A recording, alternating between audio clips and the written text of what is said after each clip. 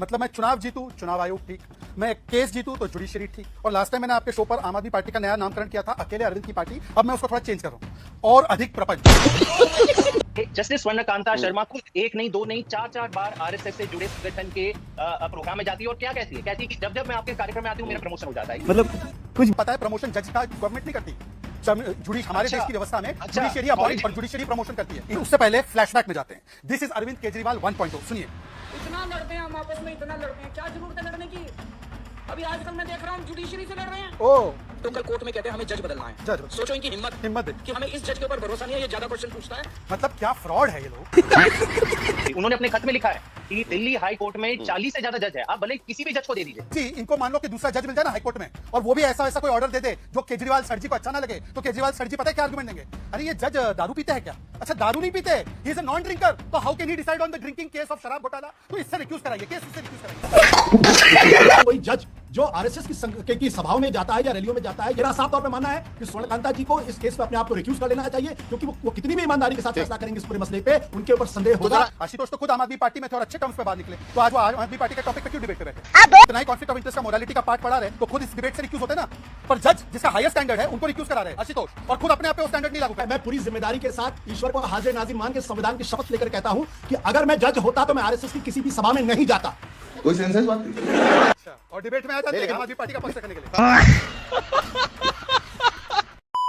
नमस्कार दोस्तों, समाचार 2.0 की और एक धमाकेदार डिबेट वीडियो में आप लोगों का स्वागत है। दोस्तों आज की डिबेट वीडियो होने वाले हैं बीजेपी के प्रवक्ता सैयद पूनावाला, आम आदमी पार्टी के प्रवक्ता जैस्मिन शाह और खुद को ईमानदार पत्रकार कहने वाले आशुतोष के बीच में। दोस्तों आज भाजपा सैयद पूनावाला ने अकेले ही आम आदमी पार्टी के प्रवक्ता जैस्मिन शाह और वरिष्ठ पत्रकार आशुतोष की धज्जियां उड़ाई है। दोस्तों शराब नीति मामले में दिल्ली के पूर्व सीएम अरविंद केजरीवाल ने जस्टिस स्वर्णकांता शर्मा जी के बेंच के सामने पेश न होने की फैसला किया। फिर बेंच बदलने की याचिका खारिज होने के बाद केजरीवाल ने सत्याग्रह की बात कहकर डराने की कोशिश की। फिर दोस्तों आज इसी पर चल रही डिबेट में जैस्मिन शाह ने अपनी नेता के बचाव में जस्टिस स्वर्णकांता जी को बदनाम करने के लिए कुछ भी अनप शनप बोल रहे थे, और वरिष्ठ पत्रकार आशुतोष जैस्मिन शाह के बातों को और भी विश्वास योग्य बनाने के लिए उनके समर्थन में हाँ में हाँ मिलाकर सैयद पूनावाला को घेर रहे थे। फिर आज भाजपा सैयद पूनावाला ने सबूत के साथ इन दोनों को जो धोया, खास करके आशुतोष को, वो देख आज बहुत ही आनंद मिलेगी आपको। दोस्तों आज की ये डिबेट सच में बहुत ही मजेदार होने वाले है, इसीलिए आप लोगों से अनुरोध है बिना स्किप करके वीडियो को आखिर तक जरूर देखना एंड वीडियो के बारे में अपना क्या राय है कमेंट में जरूर लिख के जाना।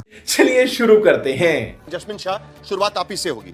कुल मिलाकर जिस तरीके से ये खत 25 मुद्दों का खत है, ये खत मैंने पढ़ा, ऐसे लग रहा है कि आप ये कहना चाह रहे हैं कि या तो हमारे पसंदीदा जज के सामने सुनवाई करिए वरना हम इसमें शामिल ही नहीं होंगे। और इससे पहले आपने देखा है कि कई बार अरविंद केजरीवाल जा चुके हैं अदालत के सामने, माफी मांग चुके हैं। जब भी उनकी सुनवाई हुई है उनको कहा गया कि आप इस पूरे जो आरोप उन्होंने किए हुए हैं उसके सबूत रखिए, लेकिन उनके पास सबूत नहीं थे तो वो माफी मांग कर कट लिया है। फिर नितिन गडकरी का मामला हो या और किसी लोगों का मामला, मुझे नहीं लगता साहिल जी आपने गौर से अरविंद केजरीवाल जी के खत को पढ़ा है। अच्छा, और क्योंकि अगर आपने पढ़ा होता तो अरविंद केजरीवाल ने साफ साफ लिखा है कि मेरा पूरा ट्रस्ट भारत की न्याय की जो व्यवस्था है उसमें बरकरार है। और अभी नहीं, 12 साल में अरविंद केजरीवाल के ऊपर 50 से ज्यादा केसेस चल रहे हैं। हर केस में निचली अदालत हो या किसी भी स्तर की अदालत हो या उच्च न्यायालय हो, हमेशा उन्होंने अपना सहयोग ये दिया है, अपना कोऑपरेशन दिया है। आज जो सवाल है जस्टिस स्वर्णकांता की कोर्ट का, it is not about Delhi high court, it is not about the Indian judiciary. उन्होंने अपने खत में लिखा है कि दिल्ली हाई कोर्ट में 40 से ज्यादा जज है, आप भले किसी भी जज को दे दीजिए। जो आपने कहा कि नहीं माई वे और हाईवे, बिल्कुल नहीं, इसमें लिखा हुआ कि आप किसी भी जज को दे दीजिए, मुझे कोई आपत्ति नहीं होगी। यह भी कहा है कि अगर जस्टिस स्वर्णकांता के समक्ष मेरा और कोई केस आता है जिसमें तुषार मेहता या बीजेपी नहीं शामिल होती तो मुझे उससे भी कोई परहेज नहीं है। तो सवाल यह है कि देखिए दो मुख्य मुद्दे आपको साहिल जी और पूरे आपके दर्शकों को समझने होंगे। जस्टिस स्वर्णकांता शर्मा खुद एक नहीं, दो नहीं, चार बार आरएसएस से जुड़े संगठन के प्रोग्राम में जाती है और क्या कहती है? कहती है कि जब जब मैं आपके कार्यक्रम में आती हूँ मेरा प्रमोशन हो जाता है। मतलब कुछ भी, ये सारे फैक्ट्स हैं, उन्होंने भी एडमिट किए कि नहीं मैं गई हूं। दूसरा, उनके दोनों बच्चे केंद्र सरकार के पैनल पे हैं, लॉयर्स हैं, दिल्ली हाई कोर्ट में ही प्रैक्टिस करते हैं और सॉलिसिटर जनरल तुषार मेहता उनको केस देते हैं। और पिछले 3 सालों में जब से ये इनके पैनल पे आए, साहिल जी 1000 नहीं, 2000 नहीं, 5900 केस डॉकेट उनके बड़े बेटे को मिले हैं, जिससे उनकी फीस हुई है 5 करोड़। ये सब आपने चिट्ठी में लिखा है जस्मिन शाह। 5 करोड़ मैंने वो चिट्ठी पढ़ी है। कुल मिलाकर आप एक तरफ कहते हैं कि हमारा जुडिशरी पर भरोसा है, तो जुडिशियल प्रोसेस फॉलो करने में आपको दिक्कत क्या है? क्योंकि आपको पता है कि अगर किसी जज को रिक्यूज करवा रहा है तो आप उसी जज के सामने अपील कर सकते हो और वही जज आपके सामने सुनवाई करके इसका फैसला ले सकता है कि उन्हें रिक्यूज करना है या नहीं करना है, यानी उस केस से उन्हें हटना है कि नहीं हटना है। स्वर्णकांता शर्मा ने पहले ही इस पर जजमेंट दे दिया है, कह दिया है कि वो इस केस से नहीं हटेंगी, तो उनके सामने केस चलाइए। अगर आप जुडिशरी को रिस्पेक्ट करते हो तो वो प्रोसेस को भी फॉलो करिए, उसमें दिक्कत क्या है? बिल्कुल करेंगे, बिल्कुल करेंगे। तो करना, परेशान हो गए हम लोग 2.5 साल से। इसलिए अरविंद केजरीवाल जी खुद स्वयं उन्होंने रिक्यूजल का केस आर्ग्यू किया और जो फैक्ट्स रखे वो जस्टिस स्वर्णकांता शर्मा और तुषार मेहता जी ने खुद एडमिट किए कि हाँ जी हम आपके बेटे को फीस इतने करोड़ की फीस हमने दी है। और अगर सॉलिसिटर जनरल तुषार मेहता ही उनके सामने अगर पेश होते हैं तो ये क्या कॉन्फ्लिक्ट ऑफ इंटरेस्ट नहीं है? देखिए, हम उनके जो जजमेंट है कि नहीं जी मैं बायस नहीं हूं, उनके जजमेंट में मैं बायस नहीं हूं। मैं अगर आपको आज के शो में कह दूं कि साहिल जी आप बायस है कि नहीं है, कौन जज कहेगा कि मैं बायस हूं? लेकिन रिक्यूजल का जो जजमेंट है, अगर आप देखेंगे सूरज ठाकुर वर्सेस एक सुप्रीम कोर्ट का जो मेन इसका केस है, वो कहता है कि जो लिटिगेंट है उसके माइंड पे रीजनेबल एप्रीहेंशन ऑफ बायस है कि नहीं है। जज के माइंड में बायस है वो नहीं ठीक है ना, तो आपको अपनी बात कहने का अधिकार है, उस आधार पे आप सुप्रीम कोर्ट के सामने जा सकते हो, जिस तरीके से आप सुप्रीम कोर्ट के सामने गए हुए हैं। आप सुप्रीम कोर्ट के सामने इसकी सुनवाई करवा सकते हो, सुप्रीम कोर्ट इसका फैसला हो सकता है। शहजाद, आपसे जवाब उम्मीद है इससे। अभी मजा आएगा ना भिड़ो। ऐसा है साहिल जी, एक कॉन्सेप्ट है कमिटमेंट टू कॉन्स्टिट्यूशन और एक नया कॉन्सेप्ट है कंडीशनल कमिटमेंट टू कॉन्स्टिट्यूशन, चयनात्मक कमिटमेंट कॉन्स्टिट्यूशन के प्रति। मतलब मैं चुनाव जीतूं, चुनाव आयोग ठीक, मैं केस जीतूं तो जुडिशरी ठीक। और लास्ट टाइम मैंने आपके शो पर आम आदमी पार्टी का नया नामकरण किया था, अकेले अरविंद की पार्टी। अब मैं उसको थोड़ा चेंज कर रहा हूं, और अधिक प्रपंच। एक नया प्रपंच, नया नौटंकी क्या शुरू हुआ है कि अब बाकी सारी संस्थाओं का इंसल्ट करने के बाद जुडिशरी का। पर उससे पहले फ्लैशबैक में जाते हैं। This is Arvind Kejriwal 1.0। सुनिए। इतना लड़ते हैं हम आपस में, इतना लड़ते हैं, क्या जरूरत है लड़ने की? अभी आजकल मैं देख रहा हूँ जुडिशरी से लड़ रहे हैं। ओ बताओ, जुडिशरी से लड़ने बताओ, की, जजों बताओ। से लड़ने की क्या जरूरत है? बताओ। अरे बाप रे, ये तो धोती खोल रहा है। ये अच्छा संदेश नहीं जाता पूरे देश में? बहुत अच्छा संदेश। तो कल कोर्ट में कहते हैं हमें जज बदलना है। जज बदलो। सोचो इनकी हिम्मत देखो कि हमें इस जज के ऊपर भरोसा नहीं है, ये ज्यादा क्वेश्चन पूछता है, जज बदलो। अच्छा, मजे की बात यह है साहिल जी, आप ही के प्लेटफॉर्म पे बोला था, हमाशा नहीं है। मतलब क्या फ्रॉड है ये लोग।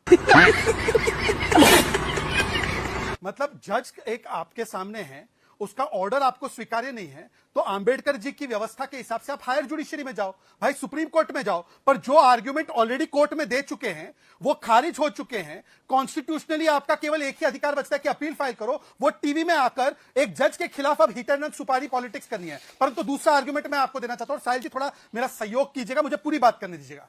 कल साहिल जी, इनको मान लो कि दूसरा जज मिल जाए ना हाईकोर्ट में, और वो भी ऐसा वैसा कोई ऑर्डर दे दे जो केजरीवाल सर जी को अच्छा ना लगे, तो केजरीवाल सर जी पता है क्या आर्गुमेंट देंगे? अरे ये जज दारू पीते हैं क्या? अच्छा, दारू नहीं पीते, he is a non drinker, तो how can he decide on the drinking case of शराब घोटाला? तो इससे रिक्यूज कराइए, केस इससे रिक्यूज कराइए। मतलब कि अब्सर्डिटी की नई सीमा पार कर रहे हैं भाई। और ये वही लोग, इनकी क्रेडिबिलिटी क्या है, मैं थोड़ा उनकी क्रेडिबिलिटी भी भी देना चाहता हूं कि ये व्यक्ति की क्रेडिबिलिटी है। अरे रुक जाओ भाई, रुक जाओ। इस आदमी ने अपने बच्चों की सौगंध खाकर बोली थी कि मैं कभी चुनाव नहीं जीत लड़ूंगा। बच्चों की सौगंध खाकर बोला था कि आलोक शर्मा की पार्टी को चिमटे से नहीं टच करूंगा। बच्चों की सौगंध क्यों करते हुए कहा था मैं बड़े घर में नहीं जाऊंगा। बच्चों की सौगंध खाते हुए कहा था मैं लोकपाल पंजाब में लाऊंगा। बच्चों की सौगंध खाते हुए बोला था लालू प्रसाद यादव से कभी नहीं मिलूंगा, जिसको लालू प्रसाद यादव करप्ट लगते थे। जैस्मिन से पूछो जस्टिस शर्मा के बारे में तो क्या क्या बोल दिया। लालू कन्विक्टेड करप्ट है कि नहीं है, एक बार पूछ लो। ये कन्विक्टेड 5 बार के क्रिमिनल को करप्ट नहीं बोलेंगे, पूरी डिबेट निकल जाएगी। पर जस्टिस शर्मा क्योंकि एक महिला है, क्योंकि हमारी जुडिशरी की एक प्रमुख स्तंभ है, तो उनको यहां पर भरपेट गालियां दे रहे। साले का खोपड़ी तोड़। साहिल जी, आपके पास, मेरे पास पैन कार्ड, आधार कार्ड, राशन कार्ड है। यहां पे एक जमात है जिसके पास विक्टिमहुड कार्ड है। अभी ये बोल रहे हैं कि भाई आरएसएस से जुड़े हुए हैं और उनका प्रमोशन, इनको पता है प्रमोशन जज का गवर्नमेंट नहीं करती।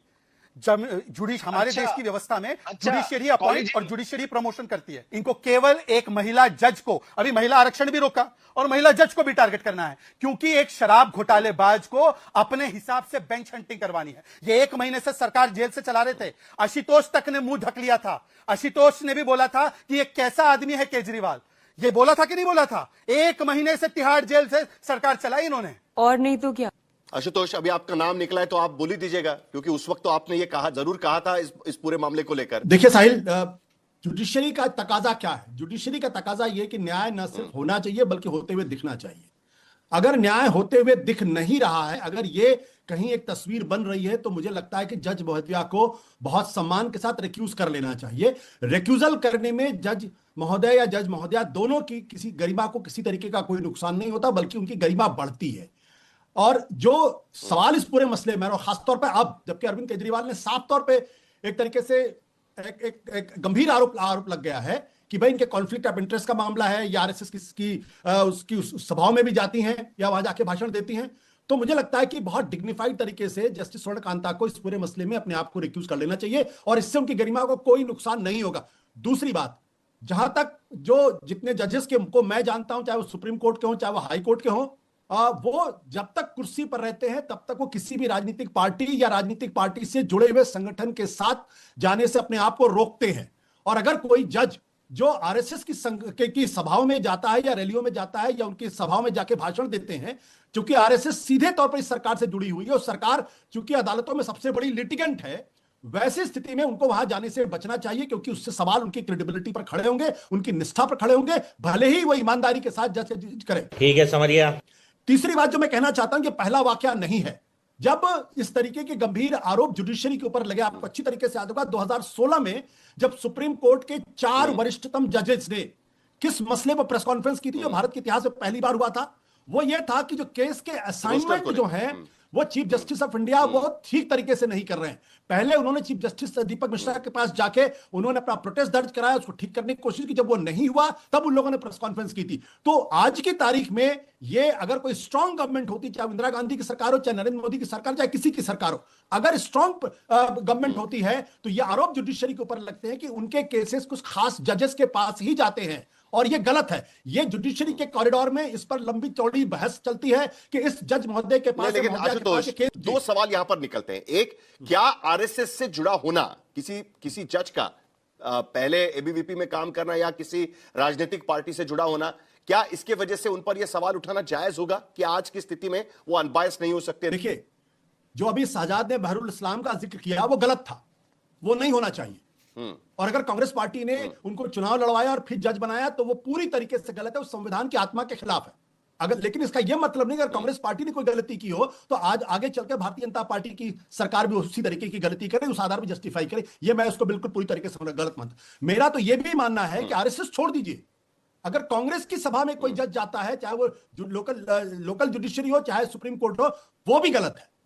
क्योंकि आप और विचारधारा रखने में कोई दिक्कत नहीं है, हर जज की अपनी विचारधारा होती, मेरी अपनी विचारधारा होती। लेकिन अगर आपकी विचारधारा के आधार पर अगर लिटिगेंस ये सवाल खड़ा करता है कि आपकी विचारधारा इस पर्टिकुलर केस में मुझे प्रभावित करेगी, तब ये जज को भी ये सोचना पड़ेगा कि आखिर इस मसले पर वो वहां पर फैसले दे या रिक्यूज करे। मेरा साफ तौर पर मानना है कि स्वर्णकांता जी को इस केस में अपने आप को रिक्यूज कर लेना चाहिए, क्योंकि वो कितनी भी ईमानदारी के साथ फैसला करेंगे इस पूरे मसले पे, उनके ऊपर संदेह होगा।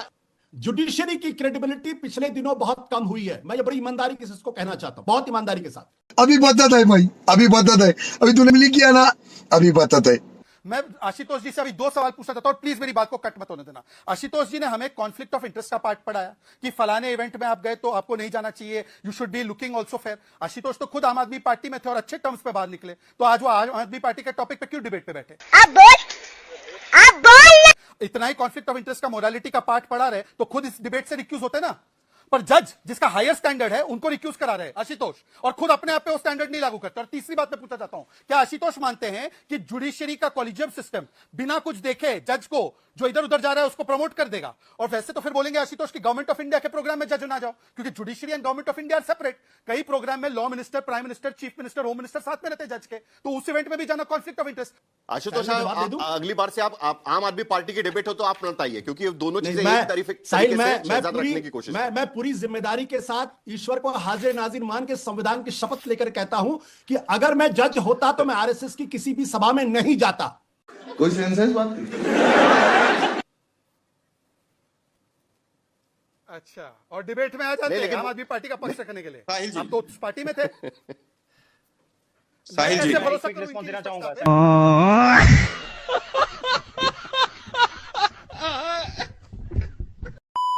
दोस्तों वीडियो अंत तक देख ली तो अच्छी लगी होगी। अगर अच्छी लगी तो वीडियो को एक लाइक एंड चैनल को सब्सक्राइब कर लेना। एंड वीडियो के बारे में वरिष्ठ पत्रकार आशुतोष के बारे में अपना क्या राय है कमेंट में जरूर लिख के जाना। वीडियो आखिर तक देखने के लिए आपको बहुत बहुत धन्यवाद। चलिए मिलते हैं अगली वीडियो में, तब तक के लिए जय हिंद, जय भारत, जय सिया राम।